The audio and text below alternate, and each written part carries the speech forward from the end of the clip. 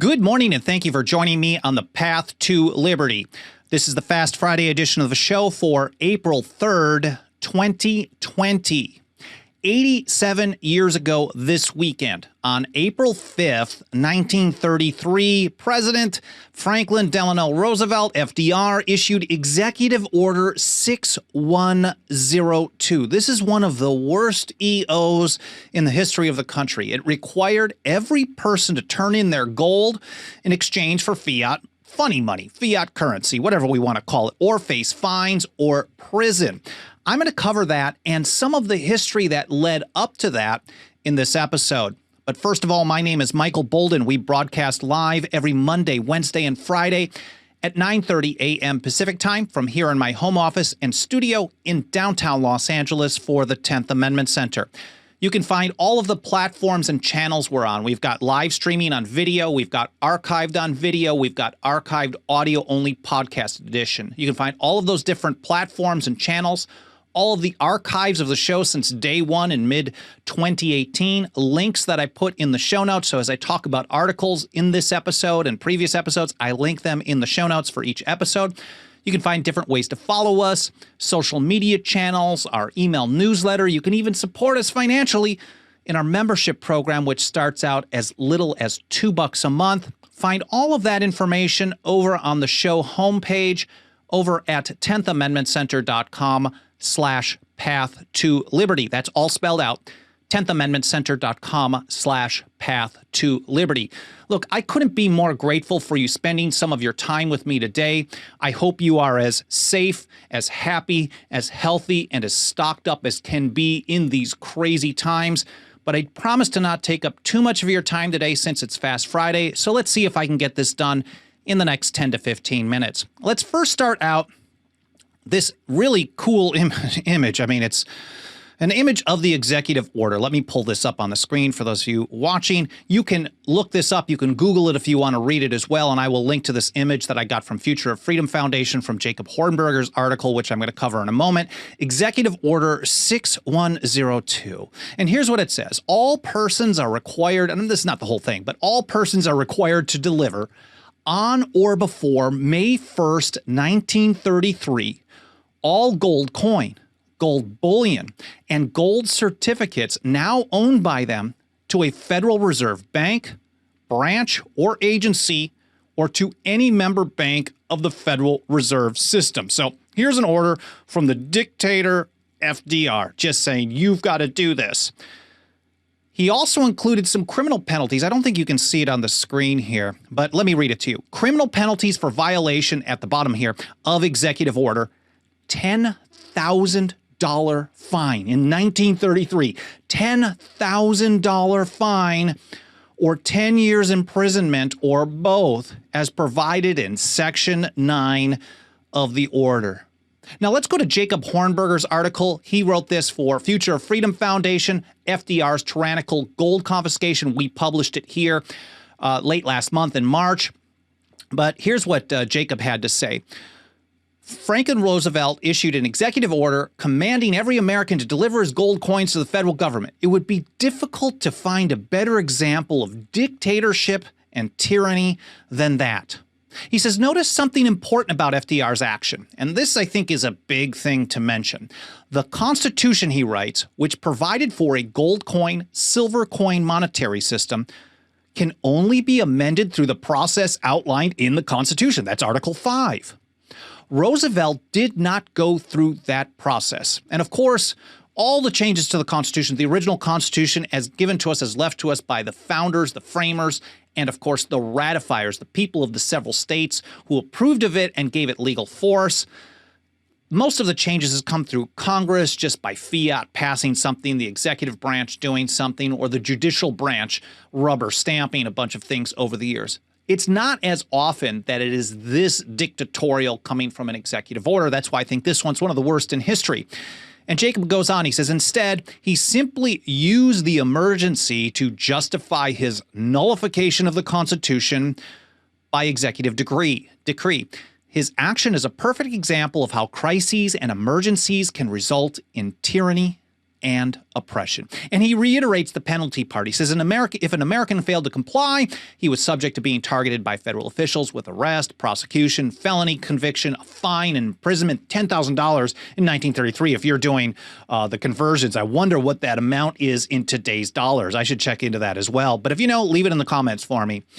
And Jacob goes on, he says, while there were no doubt some Americans who refused to comply, good on them, and kept their gold hidden, most Americans dutifully complied with FDR's command. Why? Well, first of all, and Jacob writes it this way, in return, they received Federal Reserve debt instruments. They got this fiat funny money. The problem, of course, was that while those debt instruments had previously promised to pay money, that is gold and silver, now they were irredeemable. They couldn't get the gold and silver in exchange. That is, they now effectively promise to pay nothing but paper. You could exchange it for different forms of paper. Moreover, Jacob writes, and this is where it gets really, really nasty, because I think this was probably all planned all along, or who knows, once you give them power, once they take stuff, they take things that are valuable, they're going to rip people off more and more. So shortly after people turned in their gold, Roosevelt intentionally devalued the debt instruments, that is the US dollar, the fiat money, and that people were now holding in relationship to the gold. In one fell swoop, FDR had imposed enormous financial losses for the American people, so they kept fixing the gold to a new price. So let's say it was worth, and I'm just going to throw numbers out there, let's say it was worth $40 an ounce when you turned it in. Now, you were just trusting of your government, and you're like, this is an emergency, and there's a crazy time going on. I'll get my $40 back when they can do it. But now, all of a sudden, if it's reduced to $39, $37, $35, and the amount keeps getting lower, so it's a twofer. First, they take your stuff under the threat of a gun. You're going to be fined or thrown in jail, thrown in a cage for owning money. Then they reduce the value of it. And mind you, no one really was able to trade this back in time anyways. Now, mind you, this type of thing does not just happen in one fell swoop in most situations, even though it seems like that. But James Madison warned us that this type of thing would happen. And in a speech on June 6th, I think, June 6, 1788, in the Virginia Ratifying Convention, here's how he put it. He said, there are more instances of the abridgment of the freedom of the people by gradual and silent encroachment of those in power than by violent and sudden usurpations. And usurpation is a theft of power. When government exercises power not delegated to it, it is usurping. It is stealing the sovereignty of the people. Sovereignty is final authority. So Madison told us specifically that this type of thing would happen over time. And each time you turn a blind eye to one thing, they're going to take that one thing and they're going to expand on it. We know that government people will always look at the power that is left to them on the books and read it in the most expansive way possible, especially in times of great emergency or great fear. That's how it always plays out. Now let's go to my great friend Tom Woods. He wrote this amazing article back in 2008 called The Great Gold Robbery of 1933. I've got it pulled up here from the Mises Institute at Mises.org, and we'll link to it in the show notes. Tom talks about this kind of ramp up. It didn't happen in one fell swoop. There were multiple things that actually happened that led up to Executive Order 6102. And here's how Tom puts it. He says a key piece of legislation in this story is the Emergency Banking Act of 1933, which Congress passed on March 9th without having read it and after only the most trivial debate. What a surprise. They still do the same thing today. Did they read an 883-page bailout bill?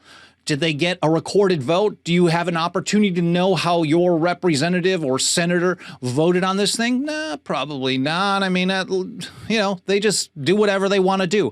Back then, they just didn't read the stuff. Going further, Tom puts it this way. Among other things, the act retroactively approved the president's closing of private banks throughout the country for several days the previous week, an act for which he had not bothered to provide a legal justification. More tyrannical and dictatorial power from FDR, and then Congress just rubber stamps it the following week. It gave the Secretary of the Treasury, Tom writes, the power to require all individuals and corporations to hand over all their gold coin, gold bullion, or gold certificates if in his judgment, and mind you, in his judgment alone, quote, such action is necessary to protect the currency system of the United States. Now, the currency system of the United States that they're referencing in this bill, the Emergency Banking Act of 1933, is not the sound money system of the founders. It was not Article 1, Section 10. It's the fiat funny money system of the of the Federal Reserve, the ripoff. It is a total scam. Paper is not money.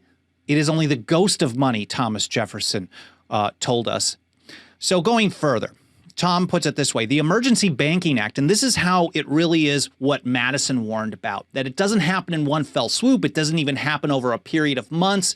It happens over a period of 15, maybe 20, maybe 30 years. The Emergency Banking Act, Tom writes, reached back in time to amend the Trading with the Enemy Act of 1917, which had originally been intended to criminalize economic intercourse between American citizens and declared enemies of the United States.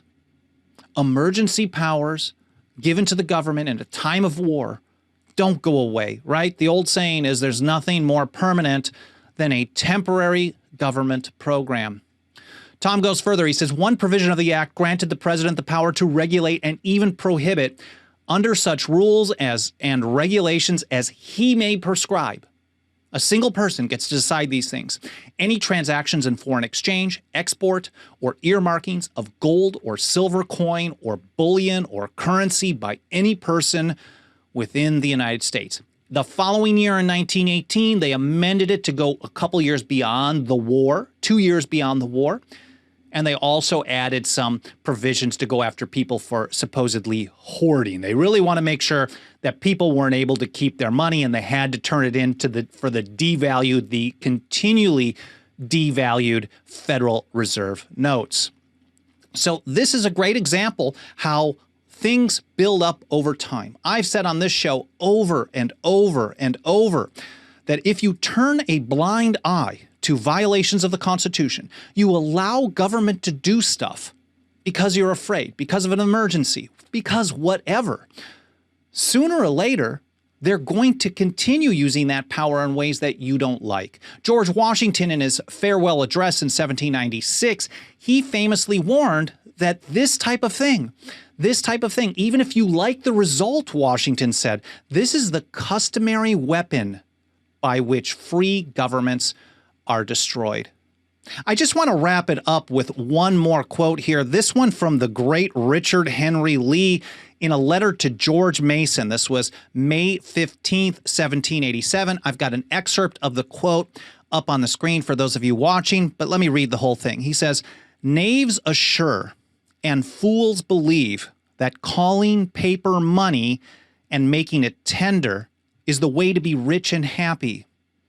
Thus, the national mind is kept in constant ferment, and the public counsels in continual disturbance by the intrigues of wicked men for fraudulent purposes, for speculating designs."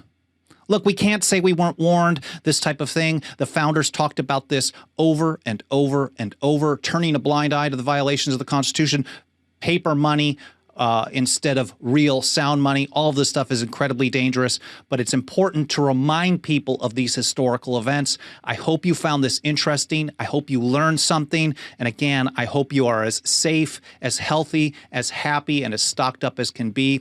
If you support what we're doing here, make sure to smash that like button, subscribe, leave a review on iTunes, continue leaving comments. If you've got ideas for future shows, you can email me, team@10thamendmentcenter.com. And of course, if you really, really support us, you can pitch in for our membership program, which starts out as just as little as $2 a month. Sorry for stumbling over that. For as little as $2 a month, you can help us get this message out to more and more people every single day. That's 10thamendmentcenter.com/members. Thank you again for joining me today. I hope you have as good a weekend as possible, and I'll see you next week here on the path to liberty.